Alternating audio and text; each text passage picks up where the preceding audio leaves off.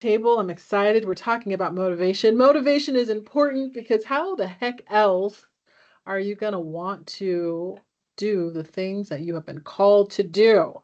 But today we are talking about motivation in the classroom, which I think is a great topic. Charles, you picked that out for us a couple of weeks ago. And so I'm going to kind of start with you, but I have a ton of questions on this one. So I'd like to hear some feedback first, and then I also like to kind of pick your brain further. So, what do you mean motivation in the classroom, and how do we keep our students motivated? Um, I mean, to keep our students engaged in the classroom so they're not getting the 1,000 yard stare and going off 100 miles away. And that they find the subject that they've chosen interesting and just want to be there. So I found 6 different things that a person can do, and one of them I let them become the instructor for a class. I feel like when we're talking about our students, something about them presenting kind of scares them. So, do you think that what what would push them past maybe stepping over that fear of that presentation? I'm not for sure. I know some students would just gravitate to it naturally. I know I have a couple that are very good at it. Um, but for the ones that are shy and reserved, I would say just encouragement.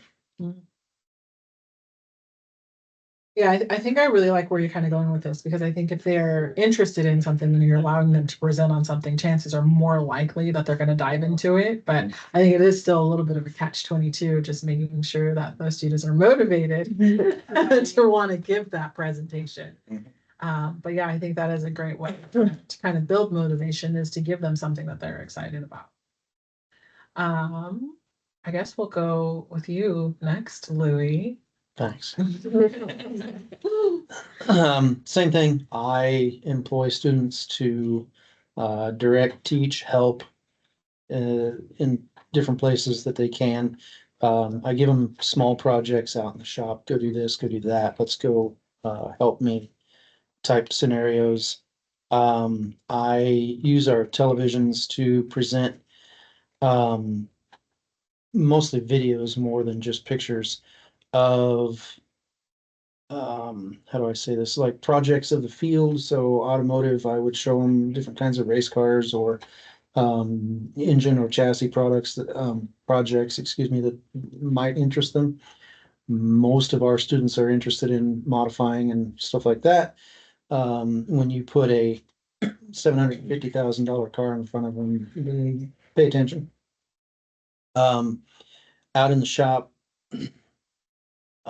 really spending time in the shop and giving them live things to work on, um, and showing them what happens if I do this, asking them, okay, now change this particular statistic and what does it do to the overall results? And a lot of them are very interested to see what happens and learn it. And they can use that in the future. And I try to bring stuff up again. I mean, I know we have particular courses, but one thing I've learned is they forget stuff over the 15 months. So it doesn't hurt to fish some of this stuff in as you go from other courses. And I kind of feel like they hang in there better when you do stuff like that. I would have to You agree with you. Your students love vehicles. And if you put the right vehicle in front of them, I think it'll turn everyone's head in there. And so you knowing that about them, you can get them going with different projects or videos. But I think it always starts with just making sure that you know who your audience is, making sure that you know who your students are so that you can know how to kind of direct them. Because if you would put a car video in front of a lot of other people, they might not have that same reaction. But again, knowing that information, probably huge. Knowing the students is big. Um, you can learn their personality in a pretty short order. I do. Um, and something they might be interested in or how they might react to something, whatever the situation is. So Um, I think I'm just gonna switch. Are you done on that? Sure. Adding more this way. I like to ask the students what their why is. Why are they here? Why are they wanting to learn this subject? And just kind of keep reinforcing that. And just always going to the end result. So this is your why, this is your end result. So just kind of putting those two together. You know, it's interesting. I was talking to somebody who's not on this campus. They're another instructor for a different campus. We share programs with all of our other sister schools. And the complaint from the student was that their instructor didn't care. Wanted to tell the instructor this very long, drawn out story about what was going on in their lives and why they weren't able to make it to campus to pick up a computer because they dropped one and they needed a loaner one. And it was it was interesting from the perspective of that instructor who thought that they did need to know all the personal information going on with that student.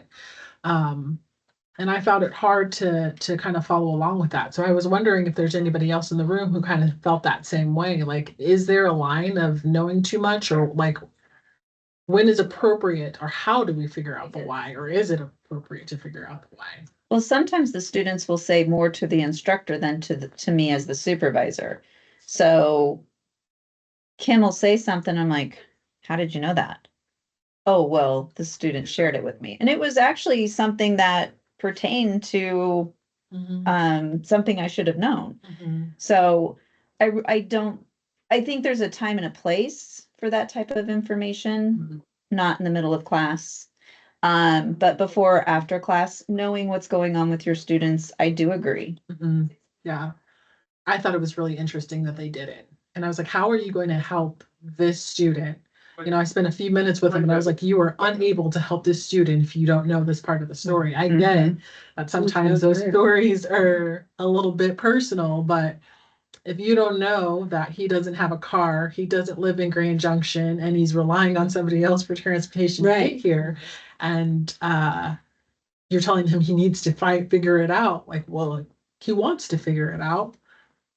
He just needs other solutions. I think it gets to a slippery slope though, because then if you get in too deep, then they tell you too much more things. Yeah. Then you kind of become more of a pal than you are that. So I think it's just knowing, getting the information needed, maybe, but not really prying more and giving advice.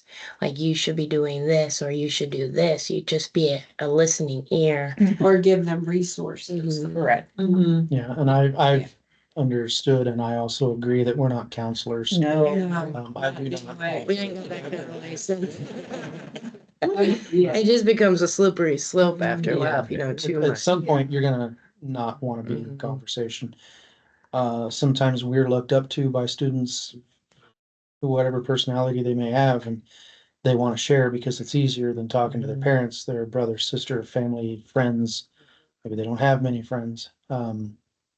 But yeah, there's stuff that I've heard that I didn't want to know. Oh, I don't need most to know. definitely. And I Never keep know. it to myself, but I also am like, okay, we're headed down a road. We need to veer. Well, you're like, Please. turn. Yeah, but yeah, it's just listening sometimes. It's all they need. Yep. Yeah, I agree. So figuring out their why and understanding the information that you're kind of pulling from them Mhm. is to help them be successful Yeah, in school, not absolutely. to know all of their lifelong personal Absolutely. information. Yeah. Sometimes you get too many details. Mhm. Most times. Mhm. Most times. But like I said, in that particular situation with that instructor, I was just like, you just needed just one more question. And I think you could have been able to help them a little bit better. Yeah. Knowing that one, they want to be here, what's your why? And then two, hey, I can't get to campus until my mama brings me, and she said she doesn't want to. JP, did you have anything more? Okay.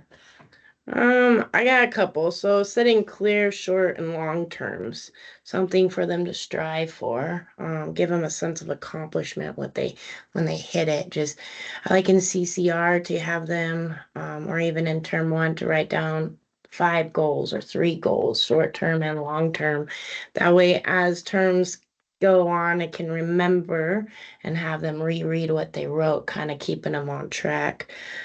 Share success stories. I think positive reinforcement is great. I think people like to be recognized, and even the ones that pretend that they don't like it, they really secretly do.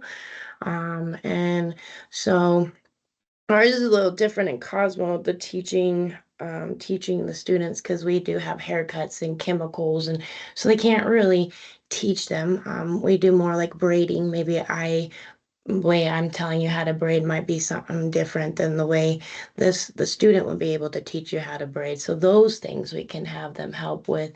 Getting them to talk to people is very important because they have to sell themselves in a good way when they leave Cosmo.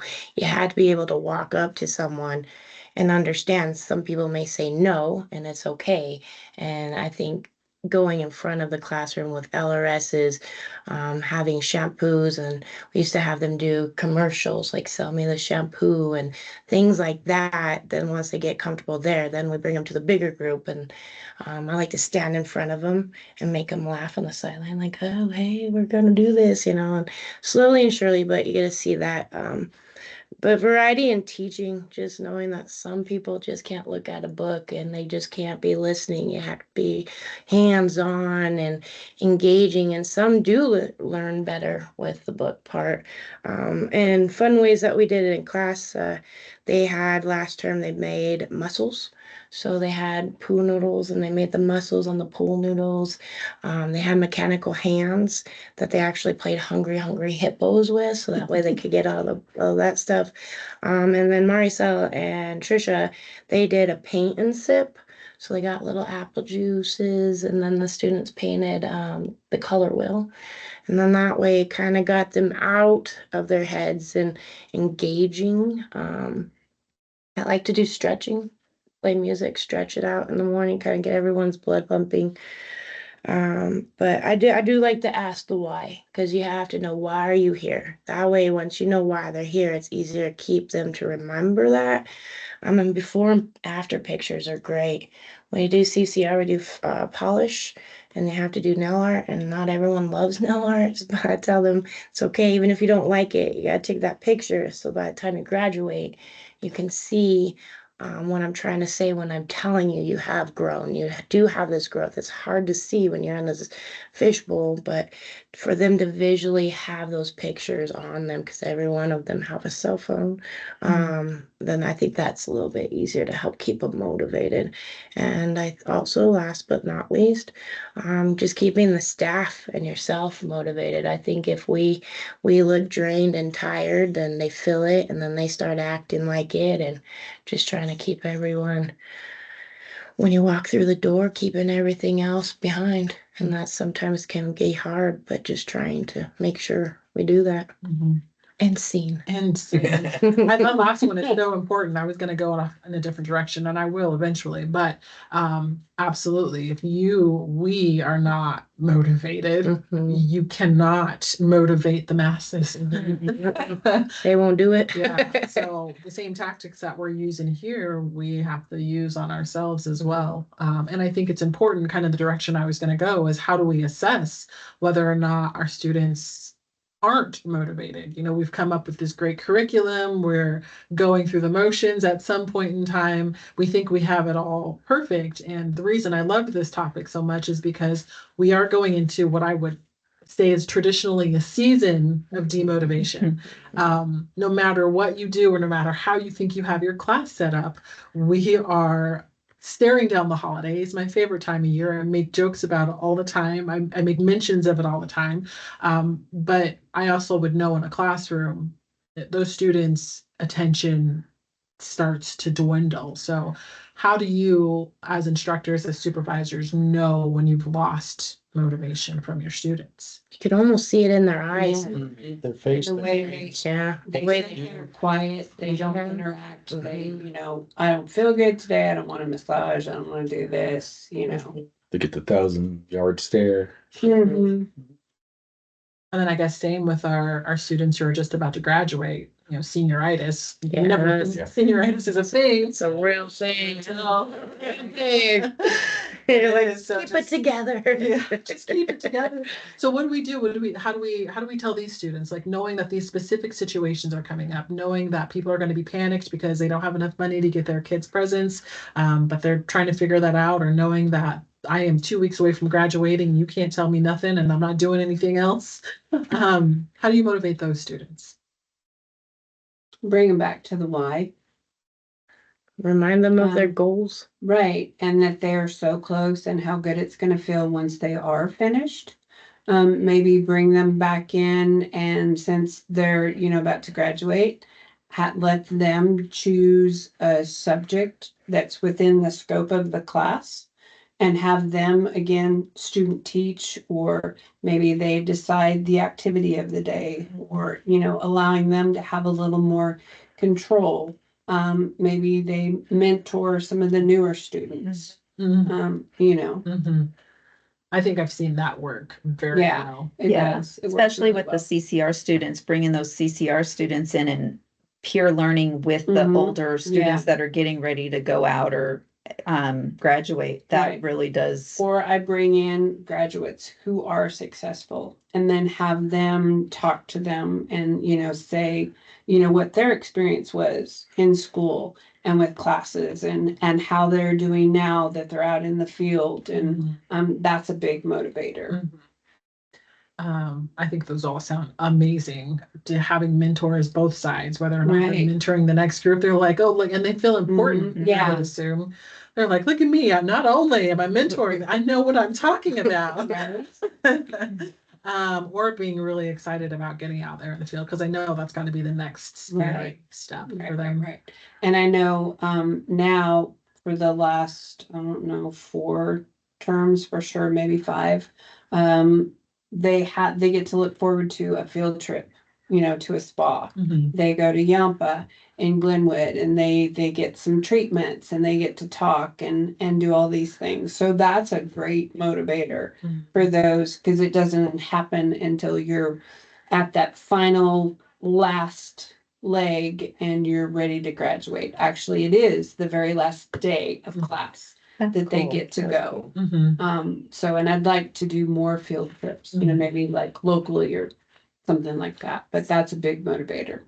In Cosmo, they do salon visits, so it's always week 5 on a Tuesday. So today, I think that kind of helps them realize that, this is really happening. I'm almost out of here. Right, same with us. It's Friday So and just week trying to get them, and then they're like, only 6 more days. I'm only one more Monday, and I think that helps them, because then they're feeling a certain way. They got it all set up for this way, and I think it helps excite them and kind of, I mean, they're still nervous and scared, but Right. it kind of gives them that positive reinforcement versus the negative. So Right.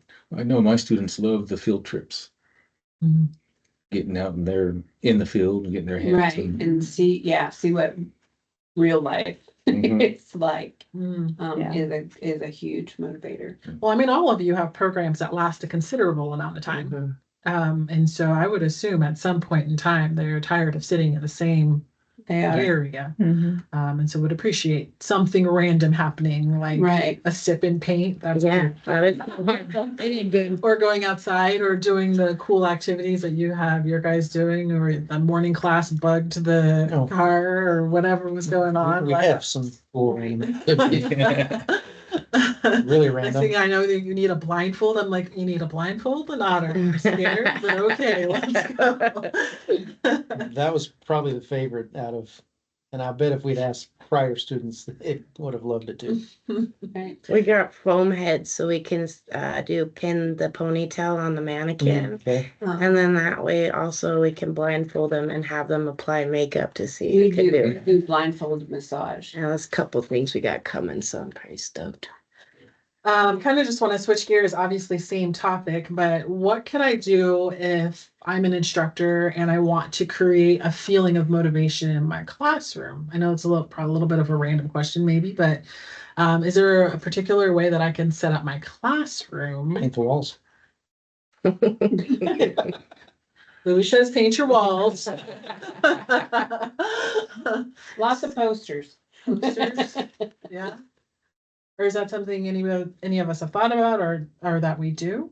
Just changing the classroom up. Mhm. I'll Sometimes do that is change. just change the tables. Yeah. And that gives them a different feel for the room and they'll come in and they're like, yeah, we don't like this. Yeah, absolutely. That's what we did. We'll try it. Just give me a week and then we'll try it again. Yeah. And so, or I do it every week. I'll change the tables up Yeah. just to get them in that different mindset for each week. It's something different. Mhm. I think that's why I like the holidays. That exact reason is the walls have been the same for a long time. Throw something up, and then it's different and it's exciting when you get in there. But I could imagine, like she moved my chair. Mhm. The But it's meltdowns. good Yeah. for them. It's good for them to kind of, get tossed out of the box. Mhm. But that's something very simple that's doable. Posters, just having a different stack every so often, just walking in and be like, oh wow, that's new. Didn't see that one before. So that's a good idea too. I just didn't know if anybody like actively thought of that or yes, does that. Yeah, the way the tables are set up, change it sometimes to where I really like a U shape or like the school I taught at before, we had like chair desks. And so we'd do like stadium seating, make it to where they actually kind of have to like look at each other, and interact a little bit more. Having fun stuff up on the walls that is still within the scope of what you're teaching, to give them more visuals Mhm. to look at, to have. I brought and I inherited when my dad passed away and another Alexa device, and so I have it in the classroom, and they know that they can just say, "Hey, Echo, play such and such," and so we switch up to music and all kinds of stuff like that. I like to put their And the color glasses. oh yes, the color guy. I like to put their art on the wall. So when we do like shampoos, they have to do a poster and then they have to draw it, tell us about it, and put it on the wall. That way, then they teach in it. So then that kind of helps the classroom. And so when they see, oh, I guess we're going to be doing this today. But I think having their work up there, they like to be recognized. They like to see it as much as they're like, oh, this isn't kindergarten. And you're like, do it. Mhm. And then they love it. And then they love it. Carly, I haven't forgot about you, but I'm gonna jump in real fast and then I'm gonna let you kind of give your input on the final of it. But when I was thinking about this, and I know nobody can see me and you won't be able to, hey, I'm here. Is I felt like when it comes to motivation, it's just about keeping people's attention. When I went to school, I majored in writing.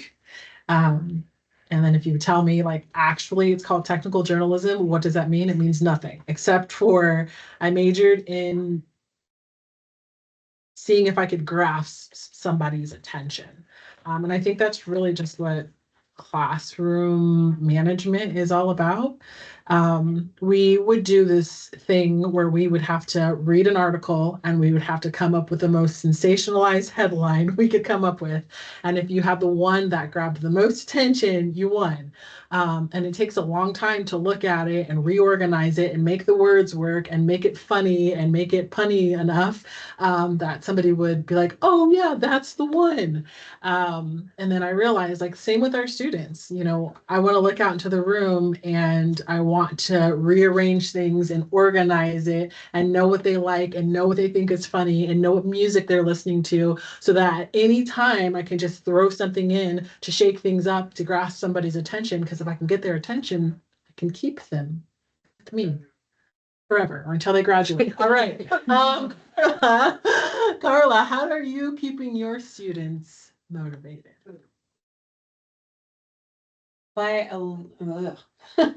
celebrating the wins, even if it doesn't seem like much of a win, keeping their why at the forefront. Randomly throwing in fun, different random facts about the body or encouraging them to come back with stories. I encourage them to be people watchers, especially when they get into deep tissue techniques where we do postural analysis. And I say, I want you to go out and I want you to just sit and people watch.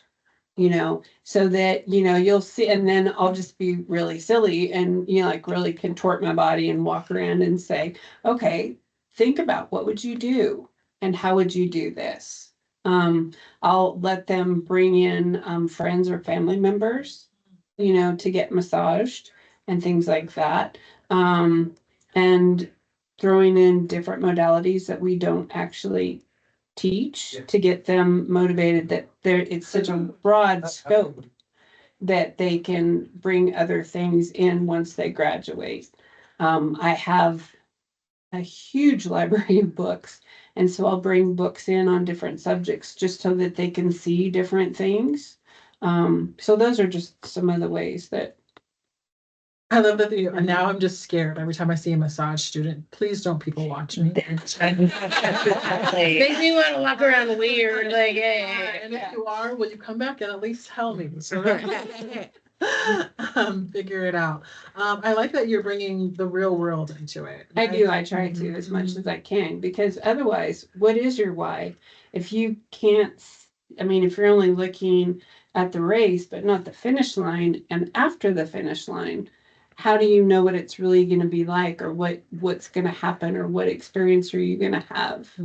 And there's times too that I like to just kind of shock them with like some of the client experiences I've had, and things like that, just to kind of say, this person, all she would do every time she came in was fart, and it's a real thing in our line of work. Or telling them stories about how I had this wonderful woman that came in every 2 weeks for a massage. She had the same outfit, and she had these leather ked shoes that had no air holes, and she didn't wear socks.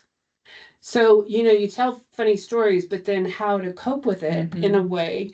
And so I said, well, when she was face down, I would keep a hand on her. I'd grab the peppermint oil, go by her shoes, ding, dink, ding, dink, every single time. And so they laugh, but then they go like, that's a really good solution without hurting their feelings or, different things like that. So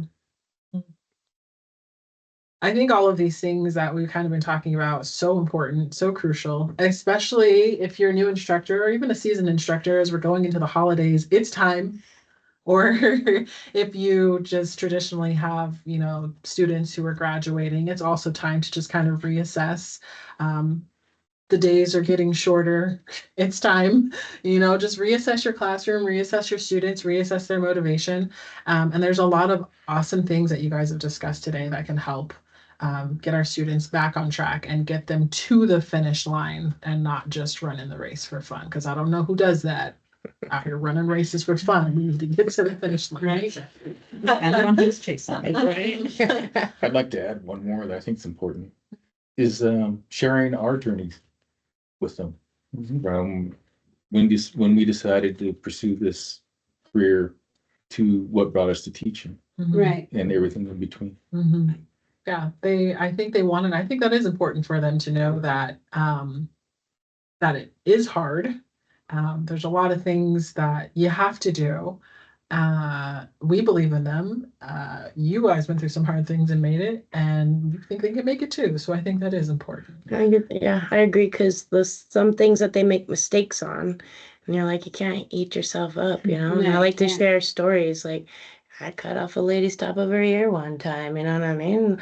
Like, so you just gotta share those moments and how you handled it and the why you handled it that way versus freaking out and watching everyone melt down. And I think that is important for them to know that you too are human and so are they, and you want to have those discoveries while you're at school versus while you're in the real world, so that way we can help you manage And them. there's no growth without mistakes. Absolutely. Discoveries it up. Never stop Telling learning. my students they're here to make the mistakes so they don't make them out there. Yep.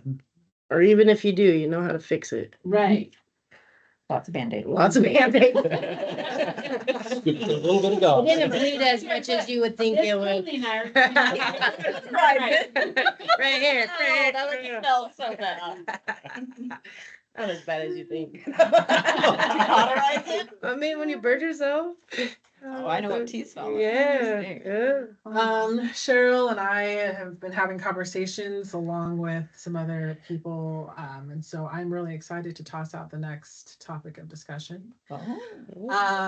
The next time we have this roundtable, whether or not you can believe it, it will be time. It's Christmas.